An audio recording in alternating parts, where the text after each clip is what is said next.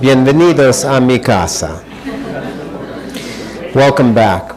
So in the break there were two very interesting discussions that I was part of that I wanted to share.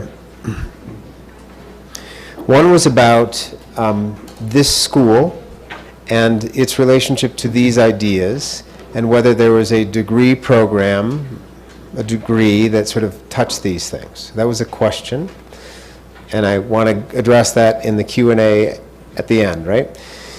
And there was a second one. The second one, oh, I know. This gentleman.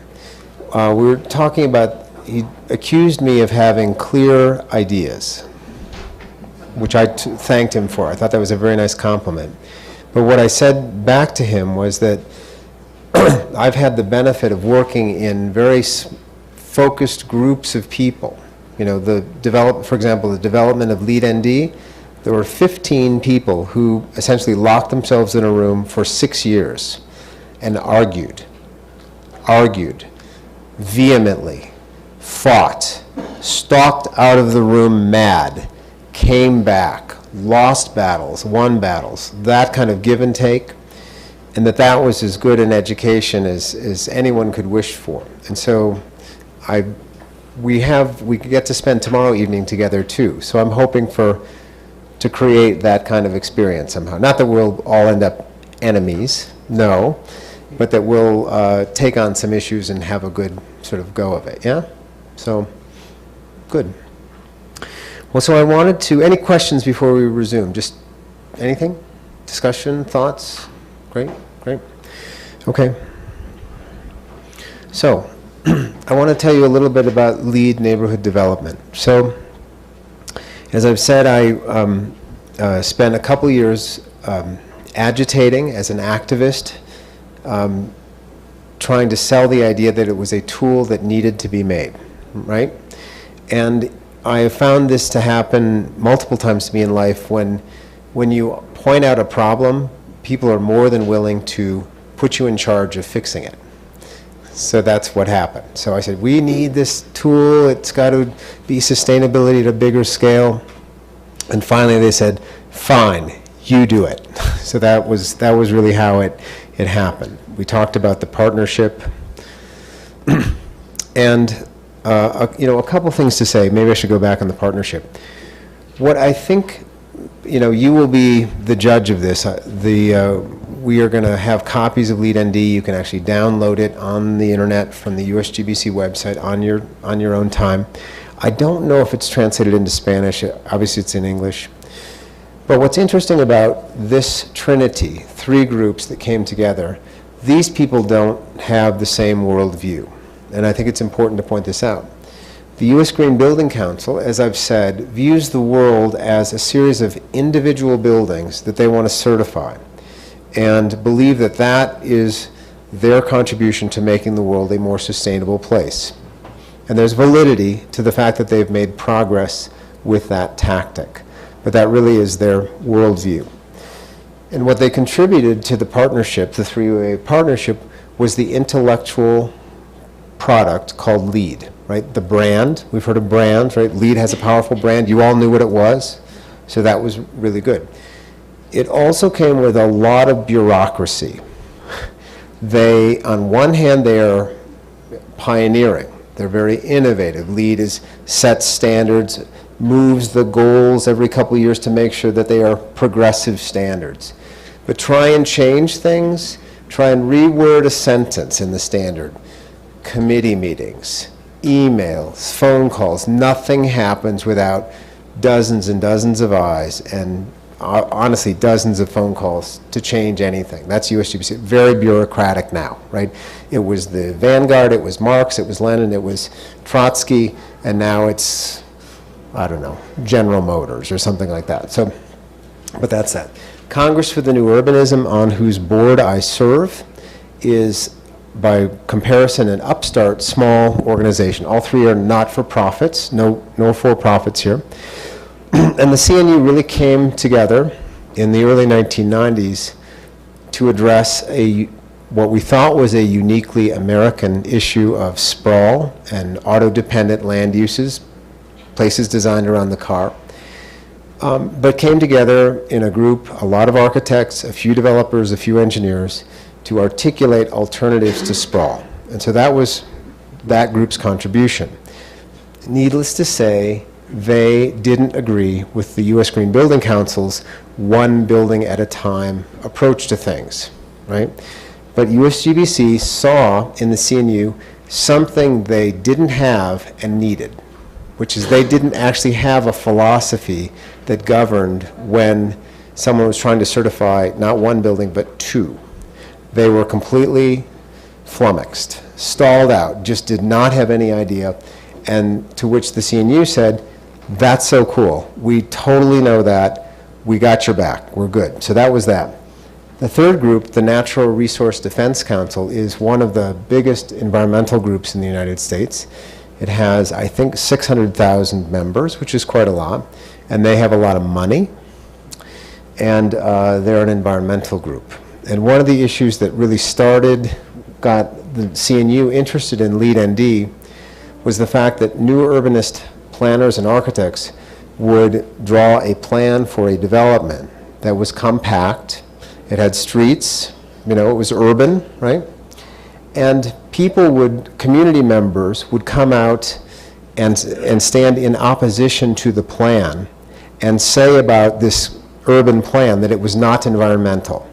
That environmental plans were things where buildings were spread apart on the countryside, and that buildings had a lot of space between them, that this was the ideal of sustainable human settlements, which is not actually factually true, right?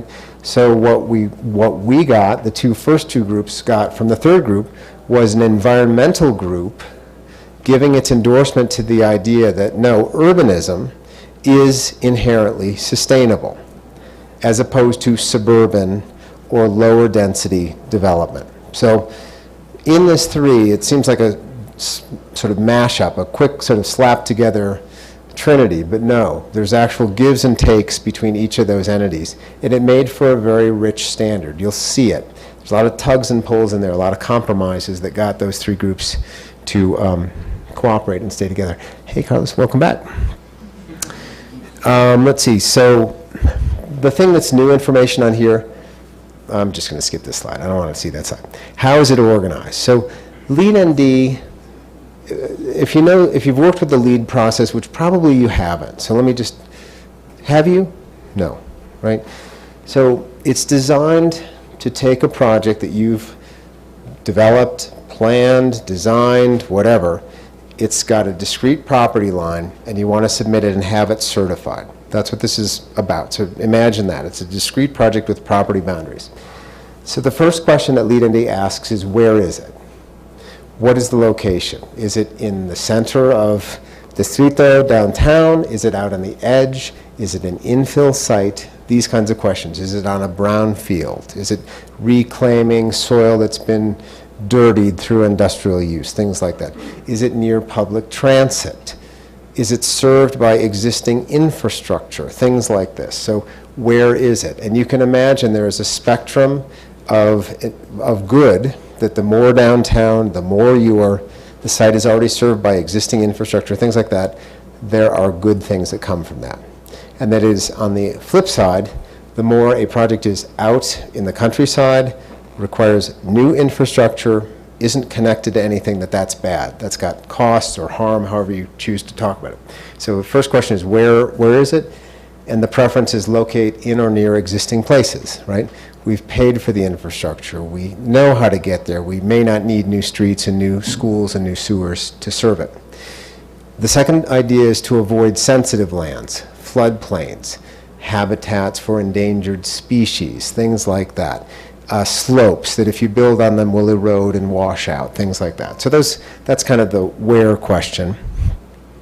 And that section's called Smart Location and Linkage. And not surprisingly, that section was the intellectual power behind it came from the environmentalists, the Natural Resource Defense Council. They were very interested that cities not sprawl, that cities were contained. They remained relatively compact, and if anything, that when they grew on top of themselves and inside themselves, found the little nooks and crannies to infill or to intensify existing cities. So that was that. Second part is called neighborhood pattern and design, and this section really asks the question, what is your project doing? What does it consist of? What are its land uses? Usos de, whatever, tierra, right? And this is also the part that is concerned with urban design. I'm going to close the door.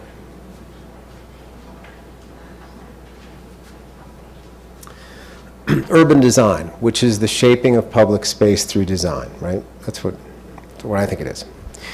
And so this believes that the thing that we ought to aspire to do for sustainability is to make places which are compact, which means dense, connected, meaning you have choices on how you get there and how you get around in the place, and then finally that they're complete, meaning that all the needs of daily life or even weekly life are met in close proximity. So that's the kind of neighborhood pattern and design. And then the third question that Lead ND asks is, how is it built and how is it maintained? And so this section is called Green Infrastructure and Buildings. Disregard the text there. And so this applies the principles of LEED to entire master plan developments. Can infrastructure be green? Can the entire, not just the buildings, but all of an entire settlement be efficient in its use of energy, things like that. And that concerns both construction and ongoing maintenance. So here is a list of some of the credits, and I apologize, this is a terrible slide to show you. It has too many words, right? Too many words. But this is what Lead ND says. And so the ones that are red I want to talk about, watch my lips, don't read the screen, okay? So these are credits. So in the LEED system, there are things called prerequisites, and those are absolute things you must do. You have to meet all of the prerequisites. There are about 12 in LEED ND, right? And we can talk about them tomorrow in the workshop. The credits, you have to earn enough of the credits to earn one of the levels, certified silver, gold, platinum, right? There's 100 points in the whole system. To get to certified, that's 40 points. Silver is 50, gold is 60, platinum is 80. So that 80 is, most of them, which is quite a lot. So in this list, you have to earn quite a lot of points, right? And these are the topics that they concern. The one on the top, the first one on the top that's red is called diversity of uses. And this is the idea. In the United States, we will get a fair amount of development, which is all residential. It's what we call a subdivision, right? You've seen these houses, like the McMansion, right? You'll get a half mile by a half mile of that same house built over and over and over, stamped on the plan. Cookie cutter, we call it cookie cutter, right? The same, awful. And where do those people shop?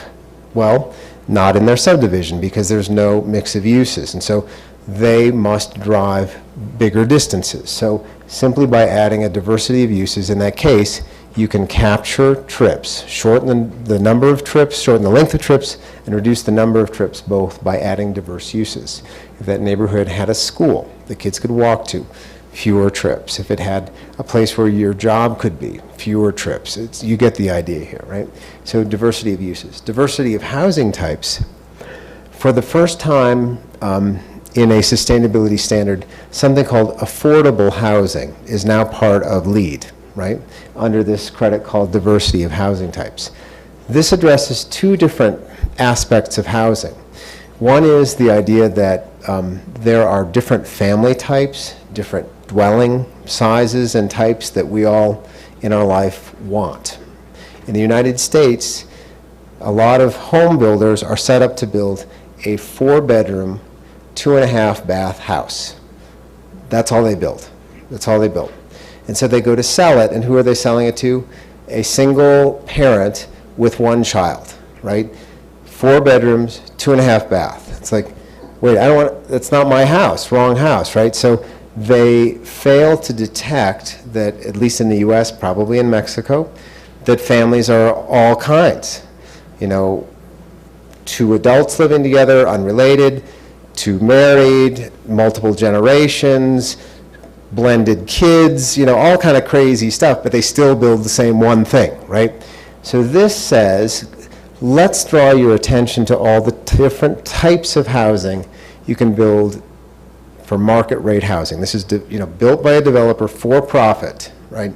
You can have a rental apartment, you can have a condominium, you can have one that's you walk up to, you can have one served by an elevator. It can be less than 600 feet, less than 1,100 square feet, all these different sizes, shapes, configurations. It can be attached or detached. It can be above or below, and all these things. And so you get credits for the more diverse types, physical design types, right?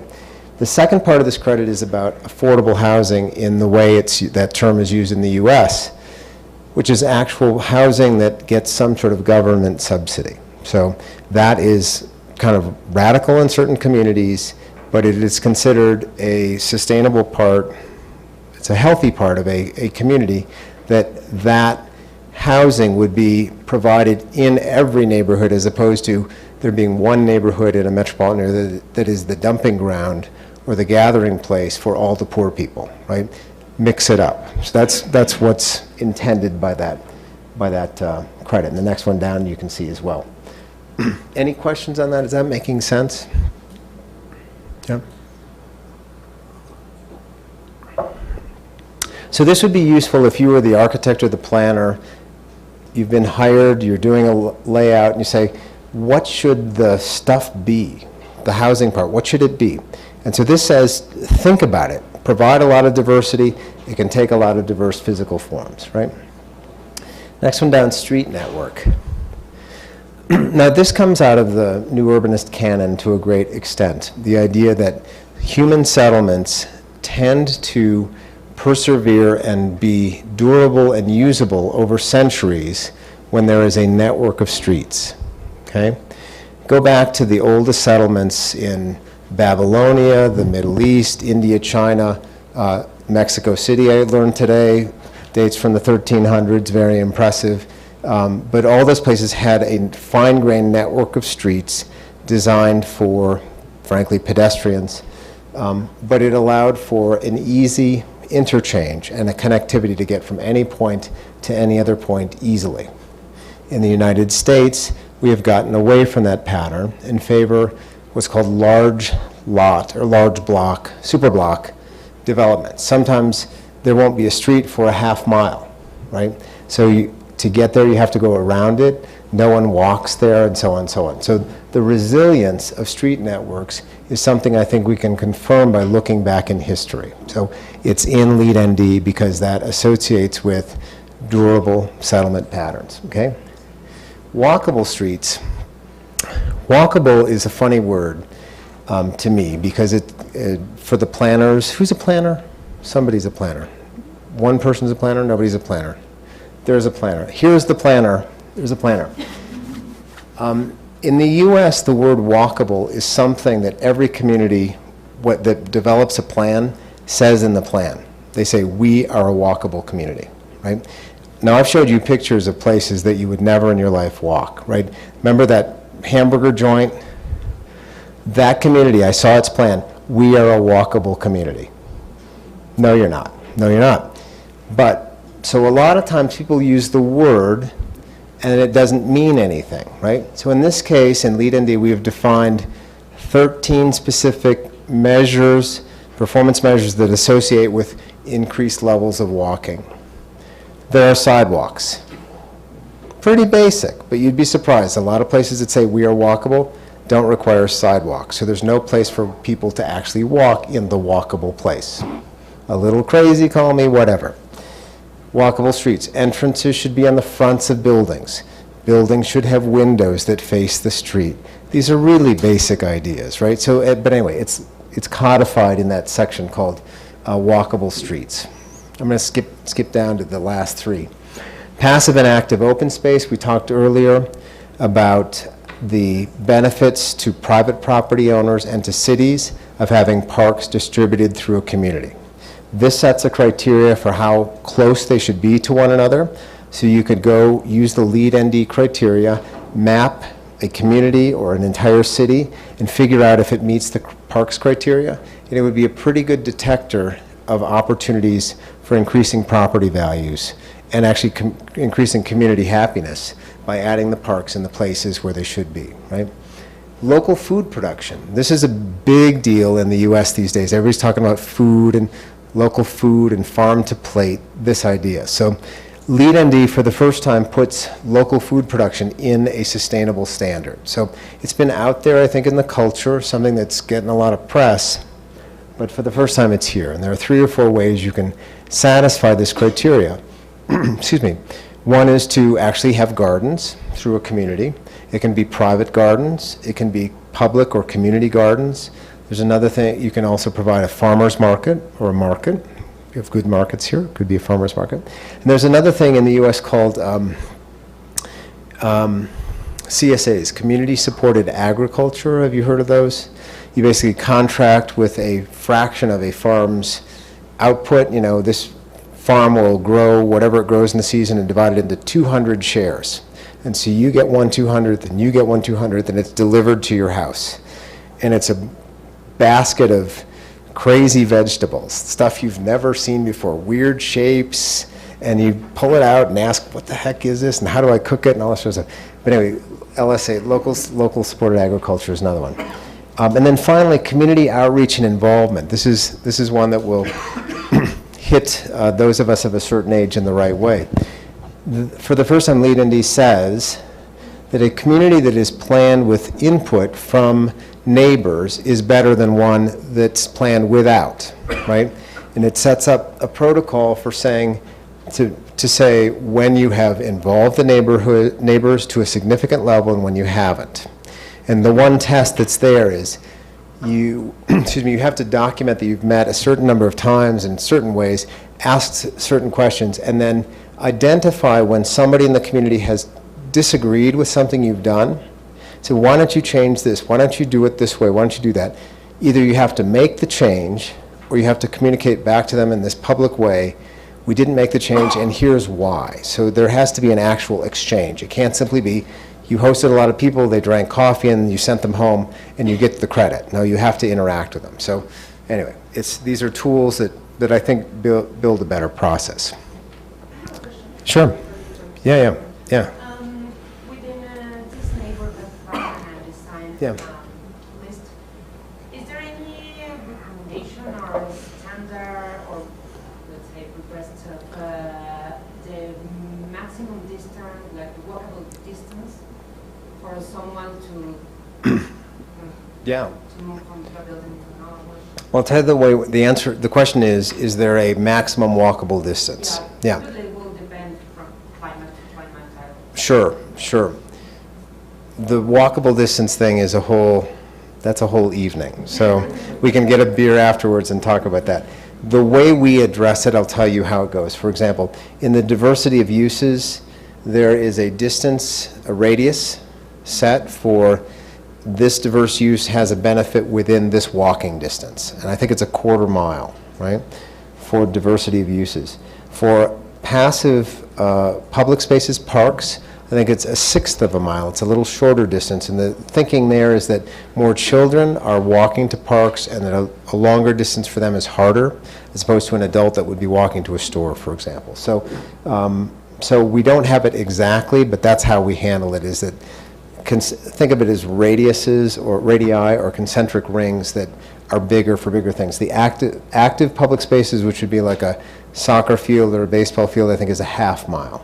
So you can travel. It's understood teenagers are going to those and they can figure out a 1/2 mile, right? That sort of thing. So that's the way we've done it. But the studies on walkability are really interesting. So people in Vancouver walk the furthest, and they'll walk 1.1 miles to get to a transit stop.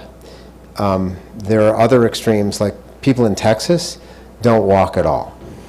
They'll walk from their car in the garage, from their car to their office, right? And even that sometimes is a stretch. So there's a lot of variability. The human body is capable of quite a lot of things that our culture doesn't support people actually doing. So I find actually air-conditioned climates people walk less in air-conditioned climates than they do in really cold climates. People walk a distance in winter. Why? To get warm. People that it's hot outside, they don't do it to get cool, right? So it doesn't work both ways. Yeah.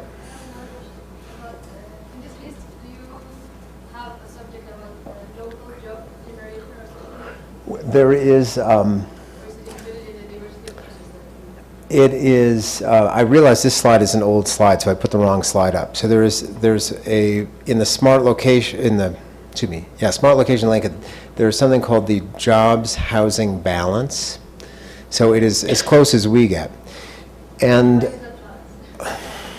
yeah, it's you've caught me off guard. It's a formula that, let me just state the science. The science is the greatest generator of trips, car trips, has to do with job commutes. Even though that's only 2 trips a day for most people, and a lot of families will have 5 or 6 trips a day, it has the most miles associated with it. So if you can get jobs and housing in proximity, people figure out how to live close to their job if the choice is offered. And what I've also learned, which is not in Lead ND, but is relevant to the corridor that we showed a minute ago, is that if you balance jobs and housing in a transit corridor, that's the right unit to balance it in. So you don't need to have jobs and housing balanced in a single neighborhood, because it's too small. You can't get enough diversity of jobs for people to want to live there. But in a corridor that might be 50,000 or 100,000 people, balance it at that scale. That's what I've learned. But anyway, there is a criteria. I don't remember. I should have memorized it. I helped write it, but that was 4 years ago. So, but we will have it tomorrow for the workshop. These are great questions. Any other questions? If not, let me keep going. So, just as this is stuff to talk about. So when we launched the pilot, the Lead ND pilot, this is in 2006, 2007, we had 371 applications, which we thought was really good. You can see the numbers here, they sort of speak for themselves. At the time, the cost, you had to write a check to participate in the program between $8,000 and $20,000, and 371 groups, paid the money. So that was pretty good. A lot of them never finished. So of the 371, I think 125 or so, roughly a third, have finished, and this is after 4 years or so. The economy had a factor to play. A lot of the projects just died. Independent of Lead ND, they just didn't go forward, right? So people abandoned them for those reasons. When we added up the total area of all the projects, it was 104 square miles, which is bigger than Boston, which we thought was big. Boston seemed big. It was bigger than Boston, so that was big. But when you look at the entirety of the world, or the United States, or the country of Mexico, it's tiny. It's tiny. But what I would say about it is that it's tiny, but it's influential.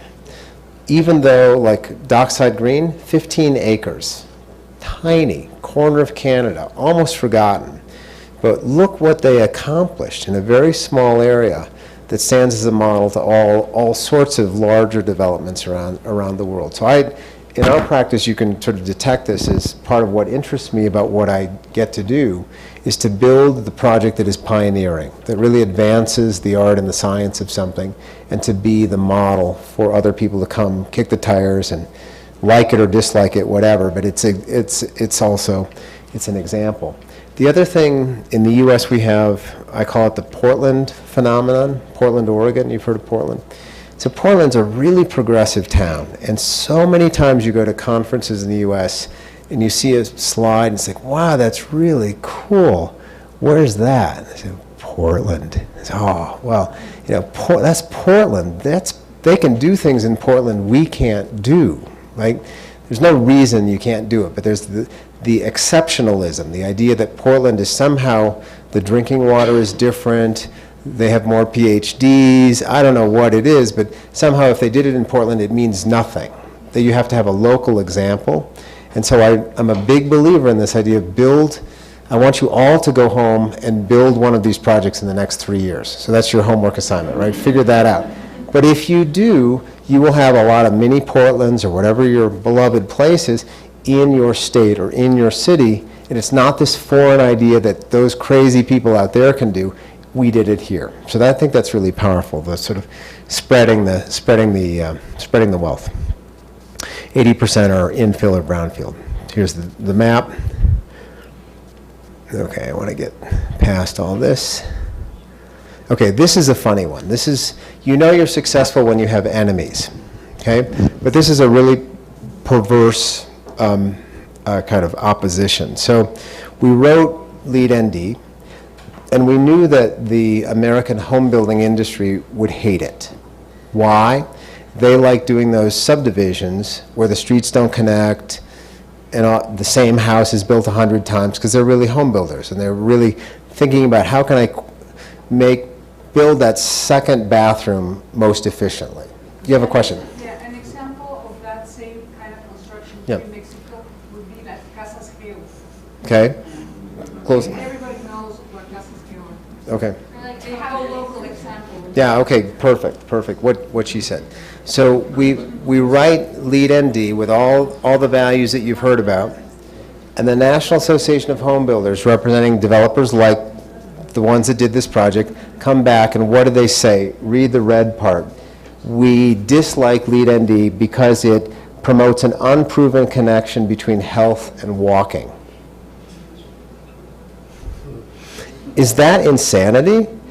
I mean, that is insanity. But they put it in writing. This is my favorite part. Like, and it went out to the members. The members said, yeah, take them on. You know, yeah, that walking, that's no good. I hate walking. You ever walk? No, me neither. Yeah, we're healthy, right? Yeah. So, anyway, they're sucking wind. They're suffering right now because there's no houses being built. But it was weird when this happened, and I'll just say, just as a person, I met the guy that wrote this, and he's a planner, which I thought was an indictment. But and I was mad at him personally, and I just realized he's just speaking for his industry. It's speaking for their economic interests and what they're at. But we're threatening some interests, which is good. This is a healthy thing. This is change. And in the break, I also said to several people, nobody likes change. Nobody likes anything changing. Even people who say they like change don't like change. And these people never said they like change, and so they especially hate it. What am I doing here? So who leads the sustainability movement? This is one of my favorite topics. Who are leaders? I've told you all you are leaders. That's an assertion of faith, right? I believe you will be. You may be. I don't know you well enough.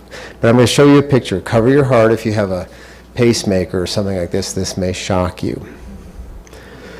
So this, if you don't recognize this man, is Richard Nixon. Now, why would I be showing you his picture? This was by far the United States' most environmentally focused president. You know him for Vietnam, you know him for Watergate, you know him for all the evil things that he most certainly did. But he also was the president that signed into law the foundations of our environmental legislation on the federal level. The Clean Water Act, the Clean Air Act. He created the Environmental Protection Agency, the Endangered Species Act, the National Environmental Protection Act. This ugly mug right here signed all of those laws into effect. And it was one of those things that doesn't seem to happen anymore and may never happen again in the US. They were democratic policies signed into law by a Republican president, right? But he's the guy. And you look at Bill Clinton and Barack, everybody's fighting just to hang on to what this guy did 30 years ago, right? But he was it. And so I mentioned this, and I'm ignorant of Mexico, so I'm just telling you what I know about. What I know is that it's unlikely in our country, the United States, anytime soon that there will be strong national environmental policies. It ain't gonna happen. People that are anti-science don't want it. You know, humans were invented 10,000 years ago, all this crazy stuff, right? So it ain't gonna happen. So we have to look other places. So here's a person who I hold in regard in this way. A gentleman named Ed Mazria, who's an architect, who's from, I think he's from New Mexico. Does anybody know Ed? Anyway, Ed was a solar housing guy in the 70s, wrote the Passive Solar Energy book, which is very bioclimactic, very good stuff. And he came up with this thing called the 2030 Architecture Challenge. I love the year 2030 because it's far enough away, we can dream dreams, but it's not so far that we won't all still be alive. So, but anyway, so 2030 Architecture Challenge. What did he say? This. And this was launched in 2005. So he said, 25 years out, let's set up these targets for ourselves. that buildings get this much more efficient by these years. 60% more efficient than we do now in 2010, 70 in 2015, 80 in 2020. You can see the list. And all carbon neutral in 2030. Like, that's pretty aggressive, right? That's pretty good, right? So what did that guy, Ed Masria, do? He embarrassed, he shamed, he cajoled, he buttonholed, he called on everybody he knew to get them to adopt these targets on a voluntary basis. So the federal government's adopted them. LEED is essentially embrace them in ways that we could talk about it in a break or something. But anyway, this is a march forward that reflects climate science and the pace at which climate scientists believe we need to make changes, right? And when Ed did this, I thought he was effing crazy. He was just, that was not possible. But this stands as a real model. These are projects from our office, and the years they were done, and the percentage of efficiency gains that we achieved over the building code, which is what he's talking about in his thing. So in 2003, the Bethel Commercial Center was 50% more efficient than code. Christie Weber, 55% in 2007, 71%, and then we have done our first net zero energy building, right? So in 2003, I thought he was crazy, and in 6 years, we know how to do exactly what he said. It didn't take till 2030. The technology, it's not the technology, it's the finance and the barriers and really the culture that says that's valuable. So I was inspired in my work, and maybe share some of my inspiration with you all in Ed's work in setting these targets and being a leader, right? And he did it as an individual, one guy, and he just was tireless, just wouldn't give up, just selling the same thing over and over to all these different groups. So that was Ed. So I was inspired by that. I'm not sure what's going on there. So so hold that thought. That was for buildings, building energy efficiency.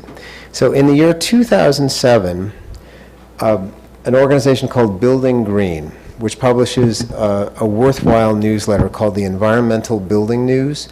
It may be in your library, and if it isn't, I recommend you get it. But it really is the independent research organization for the green building movement in the United States. So they will take on a topic, do very objective research, and tell you whether it's a good idea, a bad idea, whether the products meet the claims they make or don't, things like that. So it's very reliable. Did this study that asked this question, how much of a building's energy goes to its operations and use, and how much goes into getting to and from the building? Question. The same, a little more this way, a little more that way. The findings were here. So there's two. Oh, sorry. One is for a building of typical energy efficiency. This is an office building, right there, office building. A typical office building consumes 30% more energy getting to and from it than in conditioning it and operating it. That's for a building of typical energy efficiency. Now remember, Ed Masria is about promoting buildings that are really energy efficient, right? So if you do the study and you compare it not to an average office building efficiency, but a really energy efficient one, the transportation energy is 137% more than the building energy, right? So go back to USGBC and what it's about, fixing the building's energy, right? You can fix the building's energy, but you may be neglecting a much bigger issue, which is the energy used to get to and from it. So, which is why I want us to all think holistically, right? We're an architect, think about the context and how things connect. So this was a landmark study to me, and it's the citation for how to get it. I think it was October 2007 in Environmental Building News, but a really landmark study because it was so rigorous and it came from the green building folk. So this inspired me to steal Ed Masria's idea and see if we couldn't do the same thing, the same kind of challenge for reducing driving, which I think would be a good thing. You can fill in the blanks on why you think that is, but we called it the 2030 Communities Campaign, and so on. So here's a historic chart of how much we drive in the United States. So you can see in the 1910 to 2030, right? So in 1930, we drove 1,000 miles a year. In 1970, it went up to 4,000 miles a year. In 2005, it went up to 8,000 miles a year, right? So this is, there you go. And the projection is that it keeps going, right? That was the projection.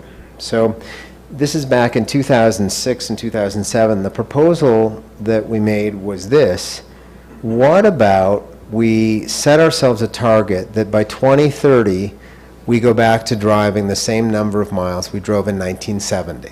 So this is sort of, it's like exactly reversing what you did, just taking a sharp turn backwards, right?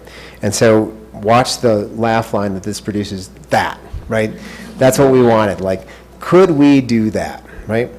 And a lot of people just look at this and go, oh, God, there you go again, you're talking about all this stuff. So the one thing, I grew up in Detroit, which, if you don't know, makes cars. We still make cars, right? Still, yes, we do. Imported from Detroit, right? But here was my favorite car, the one my family never had growing up. This is a Plymouth Barracuda, a really cool car. And it had this sort of sloped glass back in it, and the families that we knew that had them would sleep in the back of the car in a sleeping bag and watch the stars. It was really cool. But anyway, so this is the kind of car that was driven in 1970. And what I would say to you about driving in 1970, and I don't know Mexico, I'm just telling you my experience, was that our family we would go to the car, and my mom and dad would say, come on kids, we're going for a drive. And I'm making eye contact with a couple of you. And that was considered fun. It was something you would do for recreation. You would get in the car and just drive somewhere. Drive there and drive back. And this was fun. Now, I don't know anyone that drives today for pleasure. It ceased being true, but it was true when we were growing up as kids. Come on, kids, we're going for a ride. And where are we going? I don't know. Just get in the car. We're going. And so in this time, in addition to the amount of driving we do having grown geometrically, our attitude toward it has changed completely. It used to be something you would do for joy, voluntarily. It is now something we are, remember those early slides, addicted to, don't have a choice about, have to go through. Now we comfort ourselves with better cup holders, and now our iPod will play the music in our car, and we have wireless surround sound and whatever, right? A car seat that will give you a massage as you drive, all these kinds of things, to trick you into thinking you're not forced to do this, right? And I also like to say that back in 1970, some people in this room may have been conceived in a car, right? So it really was a fun time for cars. Detroit was a good time. So anyway, could we get back? Could we do all this? And so, like so many things I've been talking about today, you can't mandate this. You cannot set a rule and say, go perform, go change your life for my satisfaction. It won't happen, right? So, but what can you do? So there's stuff you can do. You can make investments, and this is the idea that could we do 2.5% a year reduction, and this is me setting targets in the way that Ed Medria did, and so on and so on. And this was all crazy talk. Well, guess what? The economy melted down, and we are driving at almost that crazy curve. We're on that curve right now, and have been for about 4 years. So I don't know if it's permanent. I sort of doubt it. I think if the economy came back, people would start driving a lot, but we are somehow on this curve. So is it feasible to meet this standard? Here's one for your consideration. So if you've not seen this kind of image before, it's a really good one. These are two maps of my hometown, Chicago. The big black dot is the Loop downtown, where all the, Sears Tower and Mies van der Rohe, Louis Sullivan, all that sort of stuff, all the great skyscrapers are. So that's it. On the left is a map that shows CO2 production per square mile. And you can see red is bad, and yellow and white is good, right? So Chicago, dense Chicago, looks really bad. Look at how red it is, and that's CO2 per mile. Now, if you change it and you map CO2 per person, it completely flips. So who are the virtuous people whose lifestyle produces very little CO2? It's the city dwellers. It's not the people in the suburbs that drive everywhere. The analogy is it's the people in Manhattan that have smaller units and fewer cars and less stuff, right? So we used to think of cities as dirty and evil and hostile to the environment when, interestingly enough, the lifestyle they support is actually what we need more of. Does this make sense? Is there a map like this for Mexico City? We got to get one. We got some work to do. We're going to talk. We need some translations. We need some maps. We need a couple of things. So you get it. Here's metropolitan Atlanta, which is a very drivey place in the United States. People drive there on average 35 miles a day for commuting. That's a lot of miles, right? But here's the metro area, and you can see that in the downtown, the least miles, VMT, vehicle miles traveled per person per day, is in the center city. And then the further out you are, the more miles per day you have. So, back to why does LeadMD ask where your project is? It makes a big difference if your project is here versus there versus there. And so the credits and the system is set up to give you a higher reward if you're in the purple, a medium reward if you're in the gray or white, and no reward really if you're out here. Make sense? Yeah? Cool.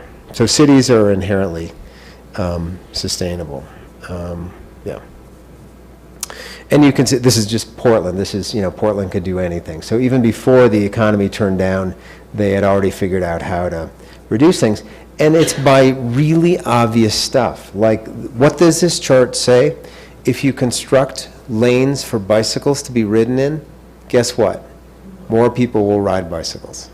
That's what it is. So what did they do? They increased their lane miles of bike lanes from 1991 to 2007. You can see they're going up. And here's the actual amount that people bike. So if you make the facility, build it, they will come. This is what this says. So I didn't see a lot of bikes yet in Mexico City. Is that not a little bit? It's coming, it's coming, it's coming. Who biked here tonight? Did anybody bicycle? There he is. There he is. Virtuous. Date that man. He's a good man. He's a very good man. We'll get you a button. Some kind of button. Yeah. Right. And so Cambridge, Massachusetts, which is where Harvard and MIT is, have really figured out how to do this in a very coordinated way. And you can see public transportation, walking as a share of all trips is up to 60%, and cars and carpooling is going down just by policies. Really cool stuff. And this was my attempt to brand driving as a bad thing. Like, driving is the new smoking. Like, what would it take to get that to catch on? And I think this campaign died with this one slide. It just didn't, people don't like seeing this, and it just doesn't work. So, silo. So this is for the people that have chosen engineering as a profession. You've heard enough engineering bashing, but I'm going to do a little more, okay, just to make sure you get it. So here's one that's funny. This is the building where our office is located. This is the Monadnock building, and it's one of a handful. Chicago claims to have invented the skyscraper. We fight it out with New York. I don't know who's right, but we certainly had a lot of taller buildings in the 19th century, and the building we have our office in is one of them. And it has these open stairs. It's quite a grand building. It feels like Paris a little bit, kind of wrought iron and like that, right? But the stairs, it's a 17-story building, and the stairs are open the whole way, right? And it's a fireproof building. It was built out of masonry, and it's perfectly fine. And I have my office on the 6th floor. I take the stairs every day. I don't take the elevators, right? Unless I have luggage, then I do take the elevator. But generally speaking, I don't. These stairs are illegal in new construction in the United States. Why? They're a fire hazard. Right? So the Monadnock building has been there 120 years, no fires, no death, no injury, nothing, no problems known ever to have happened. But what happened is, in our bureaucracy, there's a position in every town called the fire marshal. Do you have those, something like that? Here, right? So their job is to have one silo, which is my job as fire marshal, is to make sure no one is injured in a fire or due to smoke in a building, right? So I hate this. Why? My job is to view a stair as a single-use device, and it is designed to get a person out of a building in case of a fire emergency. It's the only purpose for it. Daily use for Doug to walk to his office on 6? No. Not my job. My job is, I told you, my job is fire safety, so I want to view this as a means for emergency conveyance in case of a fire or smoke incident, right? So you can't build these, which is completely crazy. So you saw the obesity slides an hour ago, right? That Americans are fat, we're dying, we have shorter lifespans, we're physically inactive, we're indoors all the time, and climbing the stairs is now illegal too, right? Why? Because the fire marshals are keeping people very safe. So this is one statistic. In the United States, about 5,000 people die a year in either fire or smoke-related things, right? About half of those are in car accidents where the car tips over, catches fire, and the fire department is called, not the police, to put out the fire, and so it's registered as a fire death, right? So total deaths in buildings related to fire and smoke, mostly smokers in bed in their house, right? 2,500 in the country, 2,500. So this one, remember this slide? The premature deaths in the United States due to our inactive lifestyle is 250 to 400,000 annually, which is 100 times more than the death by fire, right? So the weird deal here that I want to just lay out for you, I don't have an answer, but I want you to observe it. Maybe you can add and fix it, is that the fire marshal retains their authority to make sure that fire deaths are kept to a bare minimum at the expense of making buildings where people would be more physically active.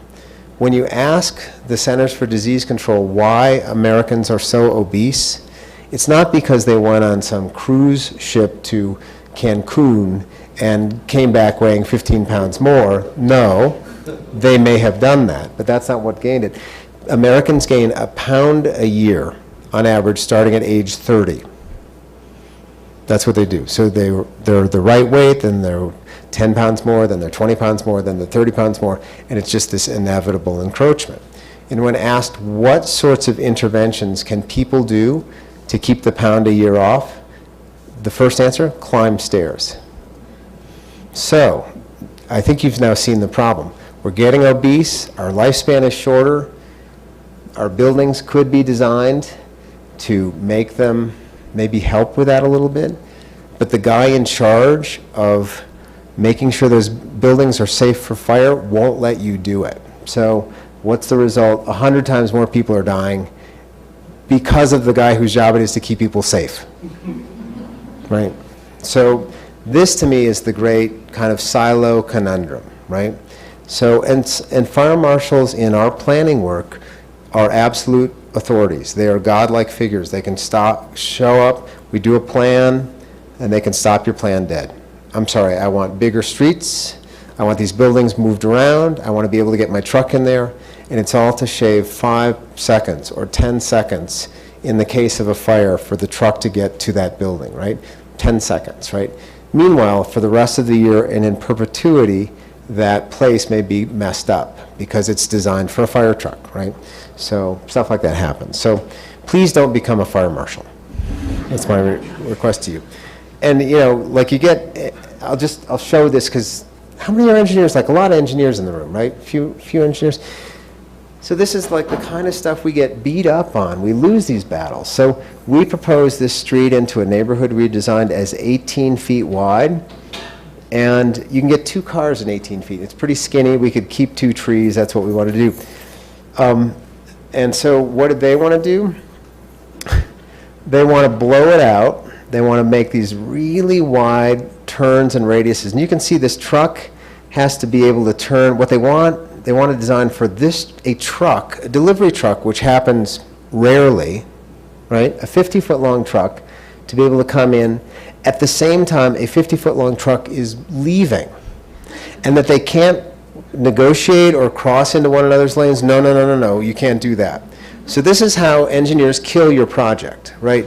Is they kill you by assumption. Like, who chose the 50-foot truck? That's crazy. Like, it's a residential neighborhood, you know, 50-foot, like, to get to them one time, like, that'll never happen. But that's what they hold you to, right?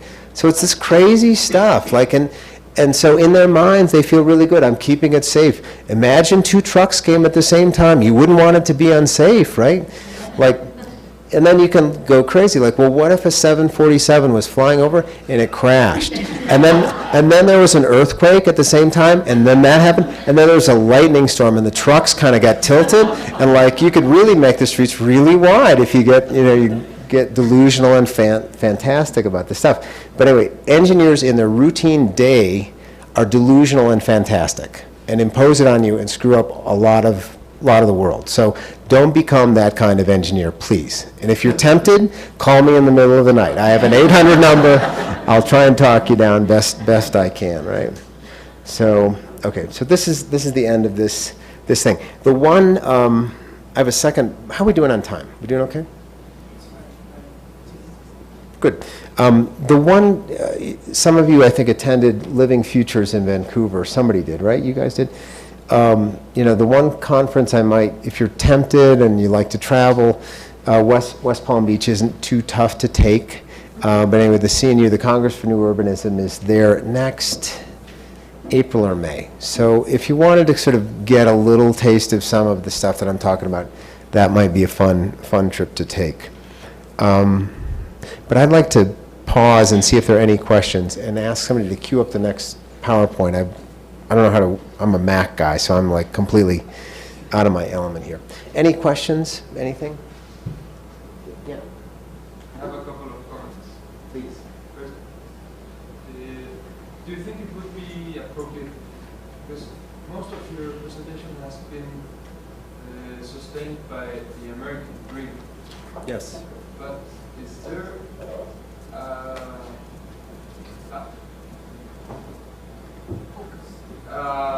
activity, interior design, architecture, urbanism that looks at global development and it focuses on the needs of each context and its climate?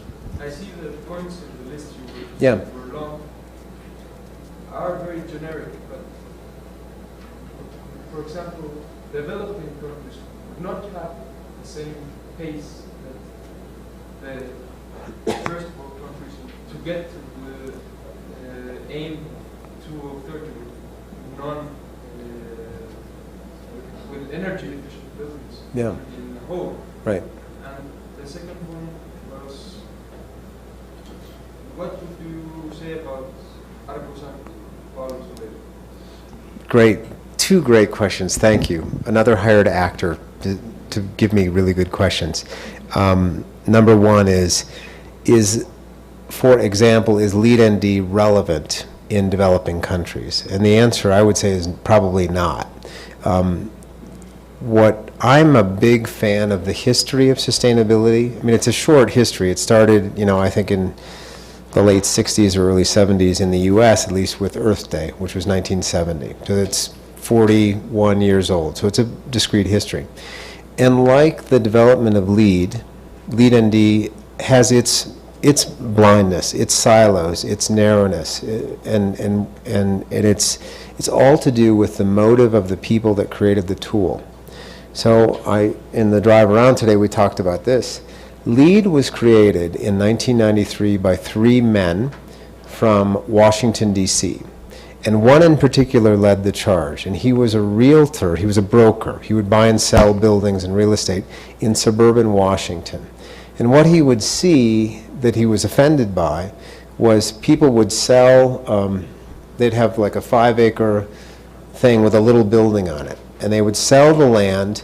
The first thing they would do would be tear down the building and haul it away to a landfill. Second thing they would do would be to clear the site of all trees and vegetation to make a perfectly flat, neutral site.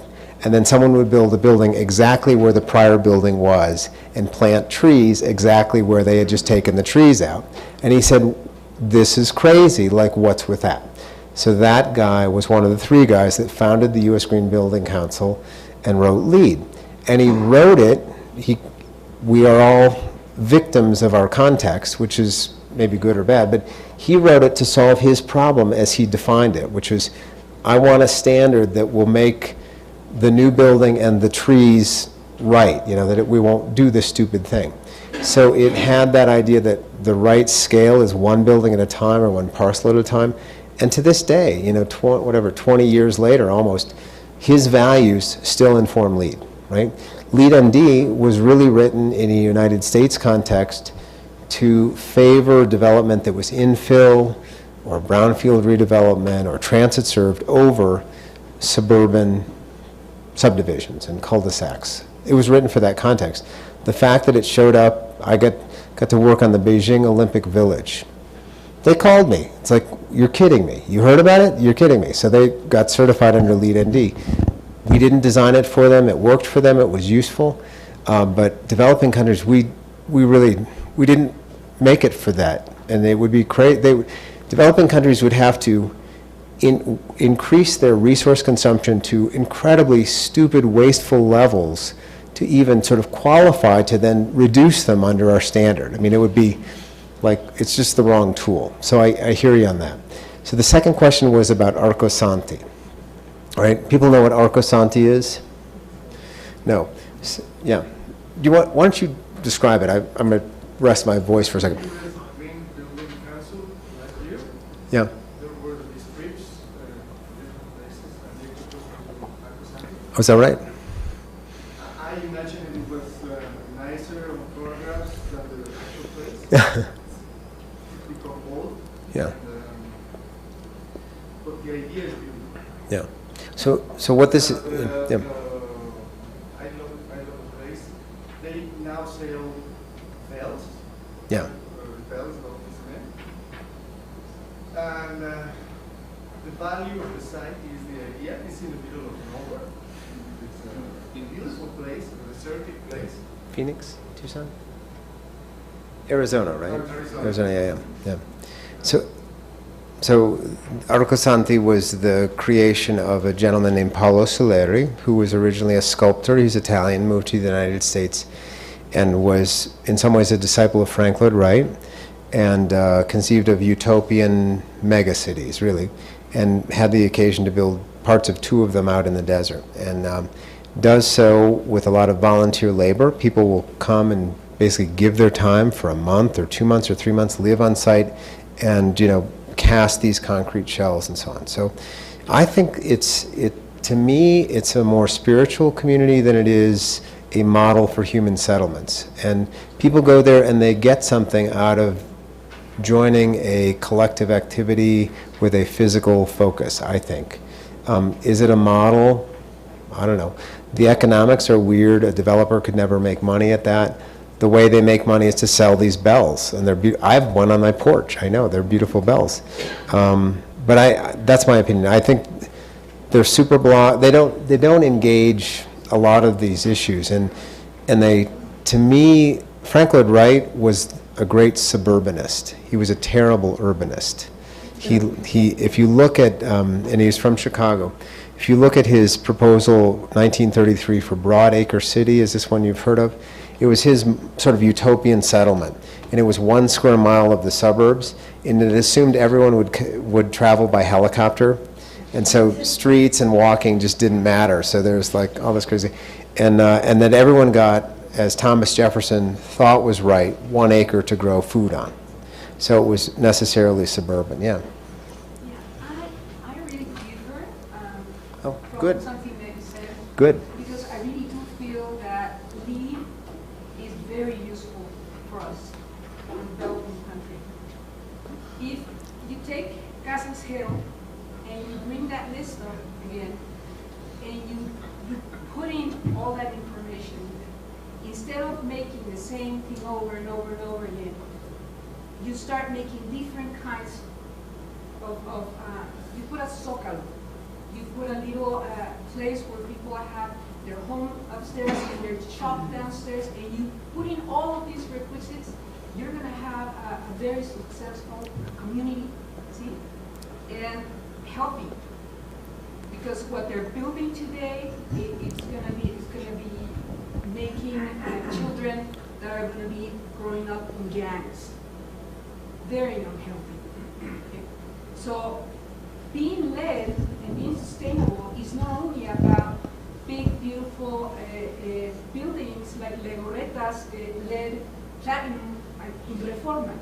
It's not only about expensive, it's about changing how you build from the bottom, the rock bottom. Okay? And if you change that, then you can really increase jobs. You were asking about that. Generate jobs. And also, if you tell your builders, the people that are going to be giving you the money to build that, to plan that, okay, you're going to be sacrificing for this Zócalo in these 100 little homes that we're going to do. You're not going to be making that earning, but maybe you're going to be making more earning because we're going to be building maybe apartments on top of the little shops that we can have around the Zócalo. There's ways around it, and it's not more expensive. It's just about being genius. So I really think that LEED works beautiful in developing countries. You know, it's funny, I just got to catch myself. When I answered your question, I didn't think of Mexico as a developing country. Well, I think of it as a developed country. So it's incredibly relevant you here. have the contrast. Yeah, yeah. Where you have this Casas Geo, and we have an extreme contrast. Yeah, yeah. Reforma and health. This is good, yeah. Okay, she's correct on that. Casas Hill, geo housing, Yeah. is low-income government subsidized housing. Okay, yeah, All the houses look the same. yeah. What we've done, our error, is we always look north. We copied everything that's American. Okay? Stop it already.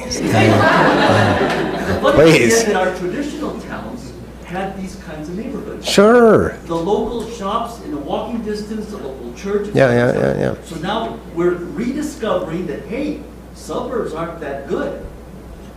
Our colonias, our barrios were much better. But we copied foreign models. Yeah. And we're still doing it. Okay? For upper class or lower class, we're copying foreign models instead of. Because they think it's a profit there. Right, well. Because they think, Because and that's it's also, where the Yeah. mistake it's in is. style. But We had a student, sorry, in our master's class who worked in a very prestigious urban development or, urban development Yeah. company. Yeah. And his boss, I won't mention any names here, his boss would. I won't know, you can tell me. I'm sure they would. His boss would go to the States, take pictures of new developments, come back Oh, and say, yeah, "Copy yeah, this," yeah, yeah. without understanding the philosophy and everything. Yeah. Just not adapting it to Mexico is copy this because this is what's selling in the States. Yeah, yeah. But they understand her comment from the US. Diana, Diana, is the essence of lead communities is right, but maybe for North America, it fits in the process of development of urbanism that has arose from the beginning of cities to the stage of the first world development, and for developing countries which are not in that process of evolution, we have to understand the essence and insert the essence of the system It to must our be development. continued. For example, I was thinking of if we intersect the things that Doug told us in his presentation. For example, the graph where the parks in the city and the places that didn't have access to those parks. And we compare them to the graph of the vehicle trajectories to the center of the cities. To me, that told me that we are very centralized and we base activities on the centers. What would happen if we would decentralize a little bit our cities and focus on strengthening the barrios and giving what you said, each barrio a zócalo or its own center and its own mixed uses, and focus on. You know what, I think we're not so far in the mistakes the United States has made. Yeah. So we are in very good time We are. to correct, to make it better For than example, what they did. Los planes urbanos, they fix us like they didn't allow him to make the La Glorieta. Yeah, yeah. The laws of los planes urbanos, they limit the diverse evolution of Mexico City. Even there, we have an exception, because here, with Mordidas, everything goes. That is Right. Corruption. Even Oh. corruption can work in our favor up to a degree. Well, my advice would be to skip the step we did.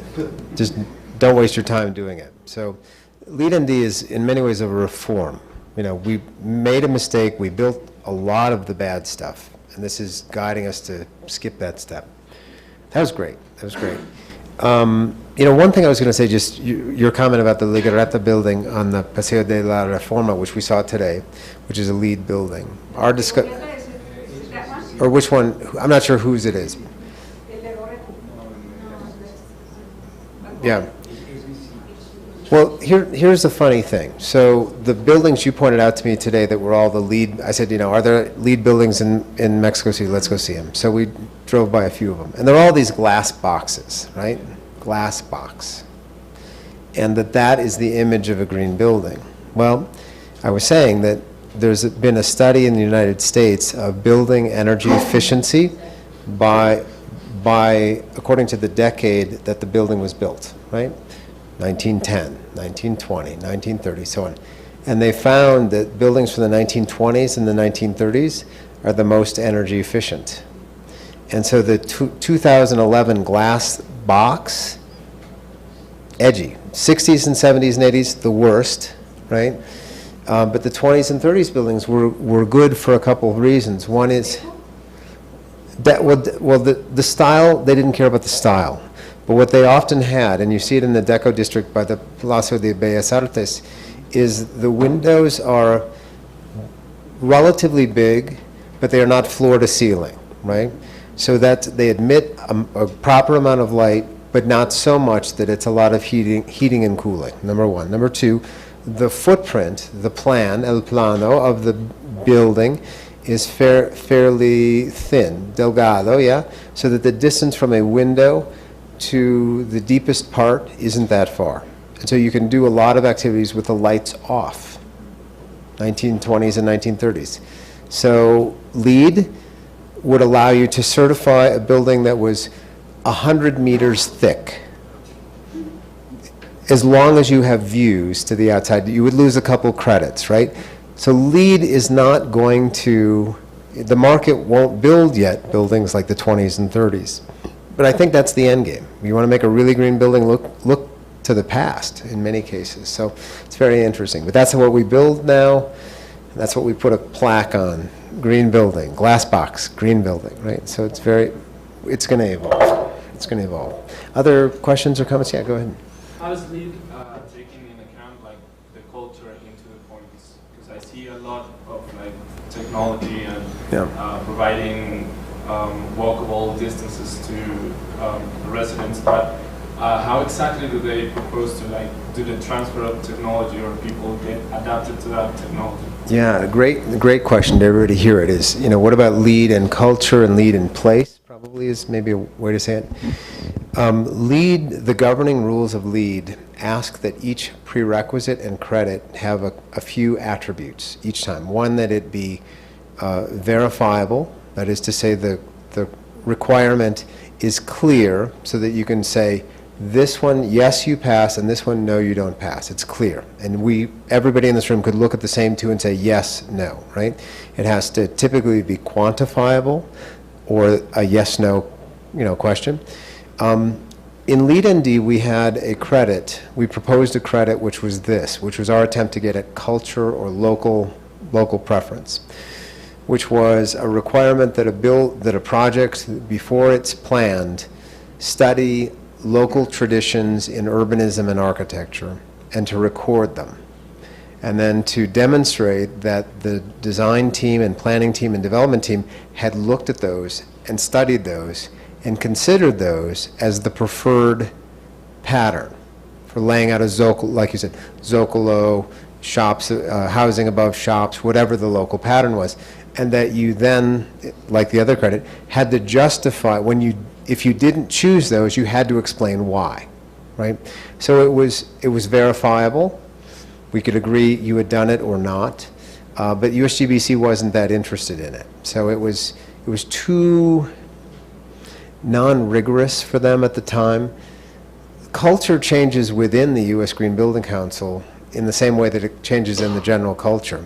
So I've been involved in it for, I don't know, about 10 years, and it's evolving. So it started out with, when I was first active in 1999 and 2000, you had your furnace guys, you had your insulation people, you had your window people. I mean, there was really an assemblage of segments of the building industry, right? Pretty much. With Lead ND and other things, it's expanded. It is much more diverse, but it's not yet diverse enough to go to culture, I don't think. That would shock me if that happened. But if it's verifiable, you could do it.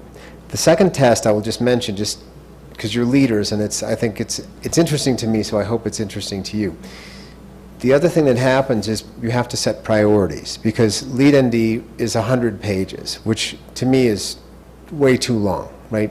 It was longer, we pruned it, was longer, we pruned, but it's 100 pages. But to get it as short as 100 pages, we had to say no to a lot of things. And they were issues that when you say on a 100-point scale, when you're rewarding 100 points to a potential project and all the things you want to give credit for, a good street network, a central location, good job at stormwater, whatever it is it worth one credit to you to have, say, culture be in the system? And if it isn't worth 1 point to the 15 people that are writing it, it's out. So that's how it decides. And part of that, is it worth the point? I think in a lot of people's judgment the test is whether it will be effective in the marketplace at changing how development happens. And so I think part of why our other credit got knocked out is people just said, you can make them read books, but they're not going to change how they do things. So we're not going to use one credit to do that. In 5 years, maybe they will. Follow up?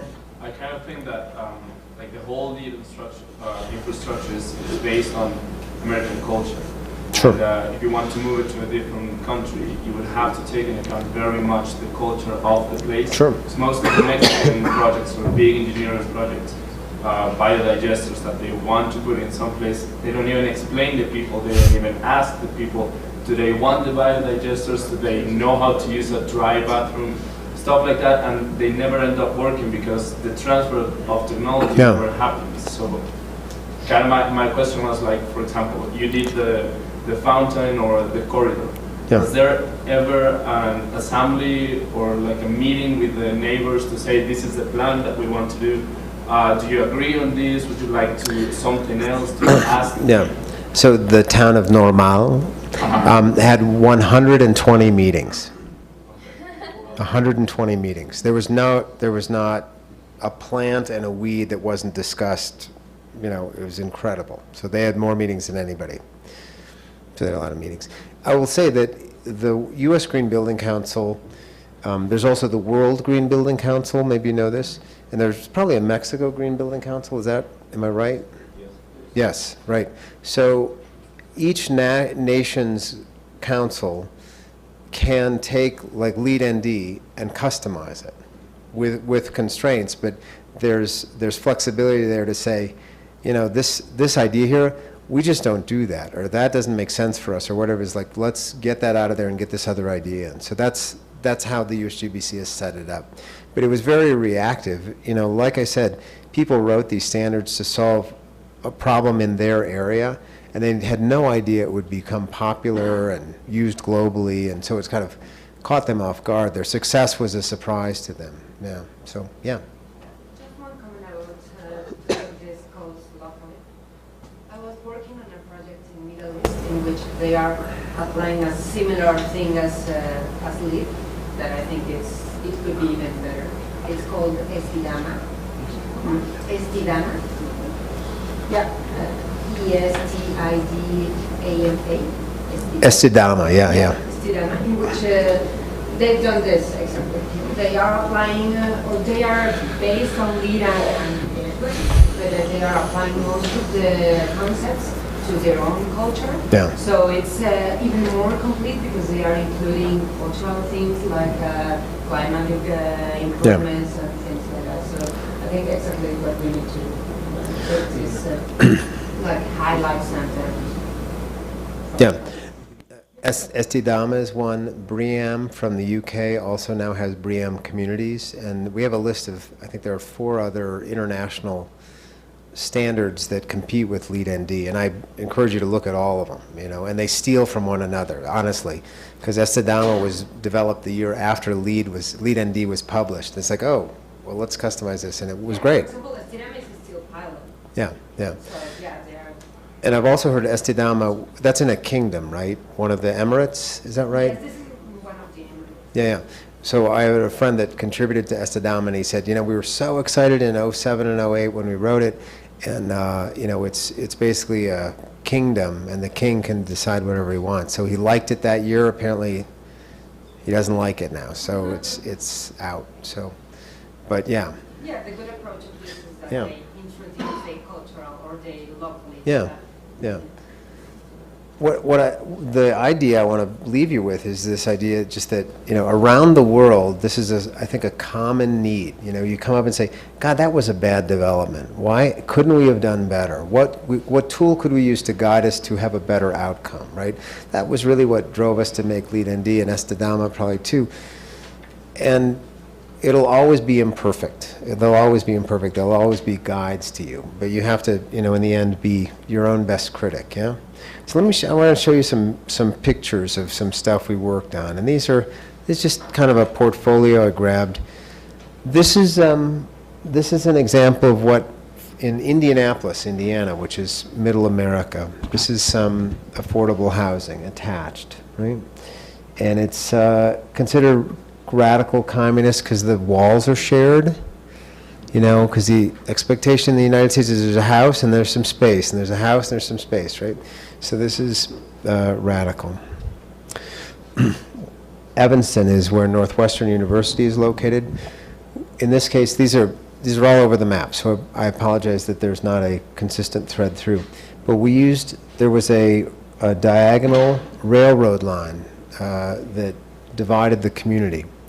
And the railroad got taken out, and we were asked to do a plan and the regulating code to heal these two halves, right, to bring them together. And so we used a form-based code to connect the two halves and to govern what the building types would be and so on. And that was really successful. You've seen this Bethel Commercial Center. This is what it looks like from the CTA. So you're riding on the CTA, there's your stop. You can see the green roof on the top there a little bit.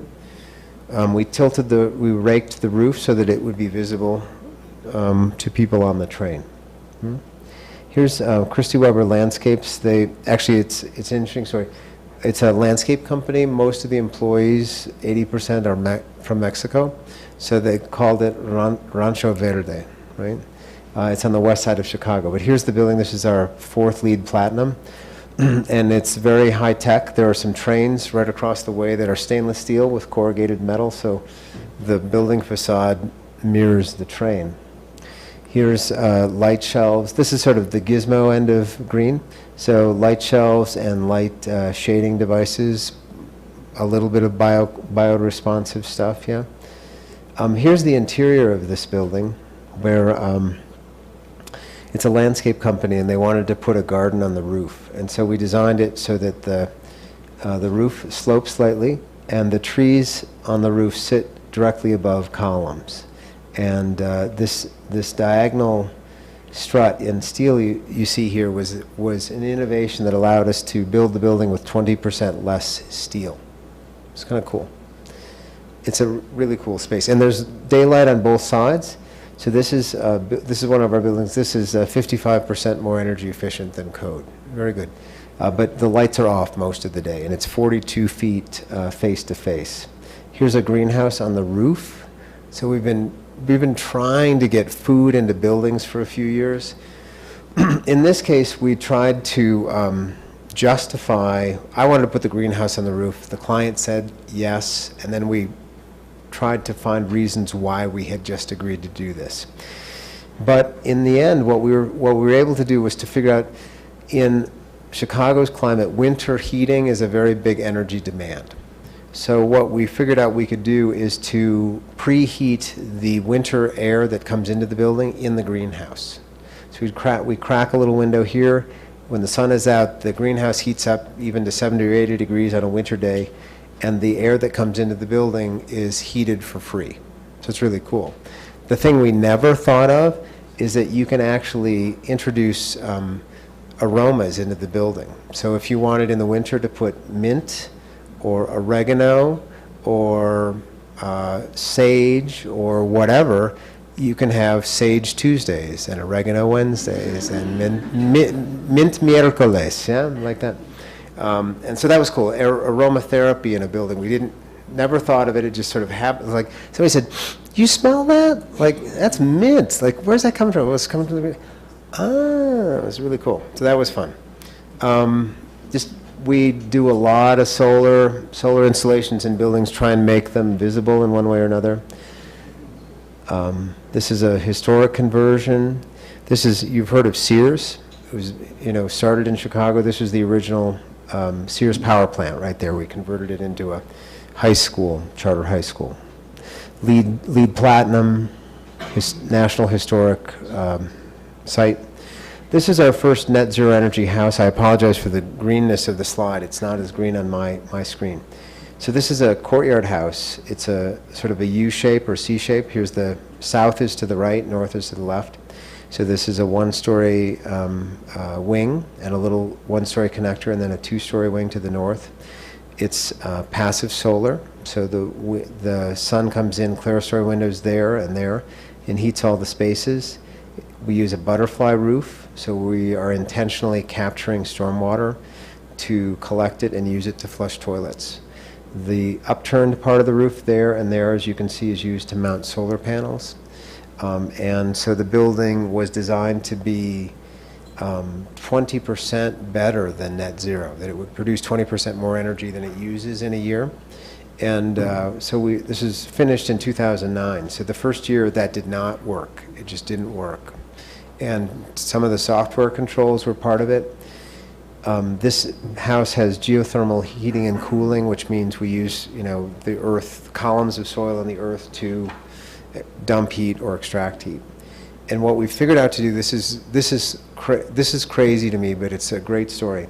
So in this house, the hardest part of the year in Chicago is trying to get heat out of a geothermal system in February. It's really hard. Why? Because there are 3 wells under this house. They're 250 feet deep, and that whole column of soil, if you can believe this, changes temperature. As you extract heat out of the soil, the soil temperature changes and goes down. So what we figured out how to do the second year is we have solar hot water panels. In July and August, when we don't need that hot water for any purpose in the house, we are heating the soil to be able to draw heat out 6 months later in February, charging the ground with heat. It's crazy. It's just crazy. And so this is our second year. We think it worked, but we're still sort of analyzing the data. So just, this has nothing to do with community. It has nothing to do with anything other than really innovative uses of technology and just the ability to use, in this case, soil to store heat over half a year. It's pretty cool. I didn't think you could do that, but we think we did. So it's kind of cool. Here's the inside of the house. It's low. It's like being outdoors all the time. It's, if anything, too much glass for me. My partner designed it, but it's a lovely, lovely house. We've seen this normal, the form-based code. This is a project, Whistler Crossing, which was in a very poor neighborhood. We designed these 2 buildings, which I call the Santa Maria and the Pinta. They look like boats, they're kind of ready to go across the ocean. not LEED buildings, and so there were some historic, actually townhouses built in 1960 that we could get, are now old enough in the United States to declare historic. But what we did here, this is kind of a bad slide, but all the storm water is captured in the middle of the street. So you see there's little slots in the curb there and there. So the water flows into this thing. You can actually see through the plants. There's some standing water. So this is the detention for the whole development, is right down here in front. And these are floodplain plants. They are willow, salix, if you're a landscape architect, salix. So they're designed to stand in water. So after a big rainstorm, the water is literally back of curb to back of curb. But most of the time it's sort of down and out of sight. So, and then we also used catenary lighting. You see this, the street lights, instead of being on poles or on cables like that. And what was interesting about that is you can place the light wherever you want it. It was cheaper to construct, and it widened the useful sidewalk because you didn't sacrifice 2 or 3 feet of sidewalk to the street pole. It's kind of interesting. So we're using that in the next project. That's Where is it attached? to the buildings, yeah. It was possible because we were the architect for the buildings and the master planner of the whole site. So we were designing them all at the same time. This one's actually interesting. This one's super energy efficient housing. One of the building types here has 3 townhouse units, and this was built with stimulus funds, Obama stimulus funds, like go to work, it's shovel ready, right? So this was that. And the middle of those townhouses for heating was so efficient, it required, do you know what a Bunsen burner is? Like from Bunsen burner? Is that a, what is it? Yeah, it's a little thing you in high school you burn things, right? That's all it needed for heating, and it's 4,000 BTUs per hour. So the smallest furnace made in the United States, 30,000 BTUs per hour. We needed 4, the market provided 30. In Japan, they make one that's 9. We needed 4, Japan makes 9, the United States makes 30. So it's completely kind of crazy stuff. So what I like about these stories is that we really are trying to push, and see how far you can get, and find sometimes that we're ahead of the technology. Like, that's crazy. Why would you even do that? Anyway, developments. I want to get to, this is like a neighborhood like we would lay out, a little sort of intersection. This is daycare, an assembly space, things like that. But what I want to show you, there's one at the end I want to show you. This one. This is our newest thing. This is in the Hyde Park neighborhood in Chicago. This is where Barack Obama's actual house is, not in this picture, but nearby. So this is a street, and this to me is a coming together of many of the ideas we've talked about, where we've designed the street to be a multifunction cultural space. So we use catenary lighting. In this case, they're in a zigzag pattern like that, cables across the street. There are lights and speakers pre-mounted on the cables. And so you close the street off, music festival, you plug your guitar or plug whatever in, boom, it's in the speakers, done. The festival starts instantly. So it's really cool. And it provides sort of an outdoor ceiling to the street. You just mount it on the wall. I'm talking to the professorial types in the room. So we should have that conversation, but it's about scaling up sustainability. So I think we're in the last wind-up little bit here. Is that, am I right? 5 minutes. Okay, who's got the thing they got to say? Sir. I don't want to be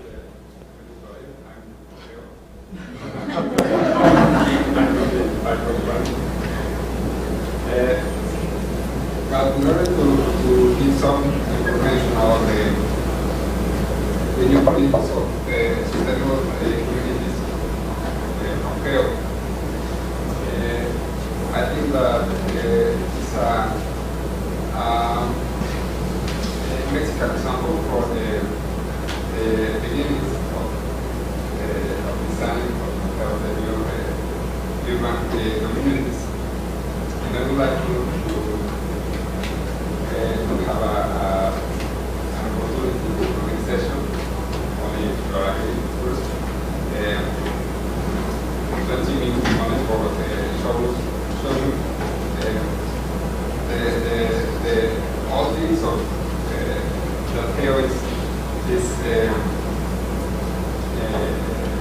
native for the community. I think it's a very good example, but well, but it's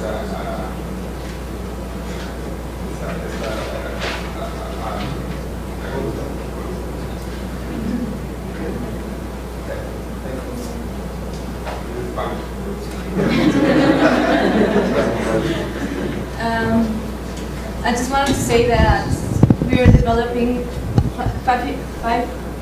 52 hectares Yes. of land within Mexico City central area. Mm-hmm. Well, it's a project that I cannot say much, but it could have all the credits of it, except food production. That's right. We just past month we got approved by Sadubi that it's the Secretary of Housing Development in Mexico without corruption. So I think the lead ND could be tropicalized. Let's do it. What do you need? No, it's done. Well, it's running. Yeah. All we need is signatures. That's great. That's great. I should say that our own department, thank you, our own department of HUD, Housing and Urban Development, has adopted LEAD ND as a criteria for deciding what projects to fund. So without corruption, if you can make that suggestion too. Yeah. Good. Any others? Okay, I think we were going to meet, one more, yeah. Something really quickly. Is there a projection or something in the future for rural communities? Wow. Rural are the toughest. They absolutely are the toughest. So, question is, are there projections for how to do sustainable development, sustainable communities in rural places? There will probably never be a LEED certification for rural, in part because it's not urban, right? And there are parts of the rural, like in the transect, T1 to T6, you'll get, in the English word is hamlet. Do you have a hamlet? Is that a, what is it? Aldea. So a little cluster, a rural cluster, is a very nice pattern. But it's so small, no one will spend 10 years of their life writing a standard to certify an aldea, right? But it's a good idea. It's a very good idea. Yeah. Or perhaps the land production. Well, there's essentially a related answer. There's something that's essentially LEED for landscapes, for natural areas, and it's called the Sustainable Sites Initiative. And it was written by landscape architects, for landscape architects, really. I don't perceive a lot of the world's problems having to do with natural areas that are left unto themselves, but they have a standard now that governs that. And it covers a lot of things that are sensible, like no pesticide use and no chemicals, reading the land's natural hydrology, things like that. So we could talk after. If anybody wants to get a cerveza, I don't know, I assume this is a mixed-use place. You can find a cerveza somewhere. I'd be game to do that. Otherwise, we'll see you tomorrow, right?